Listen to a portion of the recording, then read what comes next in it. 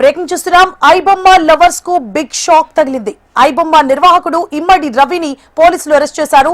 ఇవాళ ఉదయం కూకట్పల్లిలోని రవిని సిసిఎస్ పోలీసులు అదుపులోకి తీసుకున్నారు.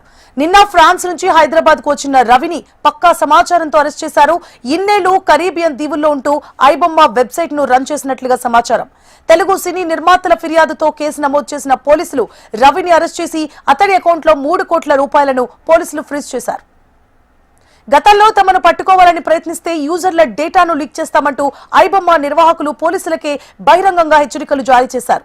దమ్ముంటే పట్టుకోండి అంటూ సవాల్ చేయడంతో ఈ కేసును పోలీసులు సీరియస్ గా తీసుకున్నారు. సినిమా ఇండస్ట్రీ నష్టాలకు తాము కారణం కాదని, హీరోల భారీ పారితోషికాలే కారణమని ఐబొమ్మ గతంలో ఓ ప్రకటనలో ఆరోపించింది. భార్యతో విడిపోయి ఒంటరిగా ఉంటున్న రవి ఐబొమ్మ ద్వారా ఓటీటీ పైరసీ కంటెంట్ ను ఉచితంగా అందిస్తున్నాడు. ప్రస్తుతం వెబ్సైట్ సర్వర్లలోని కంటెంట్ ను అధికారులు పరిశీలిస్తున్నారు. ఈ అరెస్టుతో పైరసీ వెబ్సైట్ల నెట్వర్క్ కు సంబంధించిన మరిన్ని వివరాలు బయటకొచ్చే అవకాశం ఉందని భావిస్తున్నారు.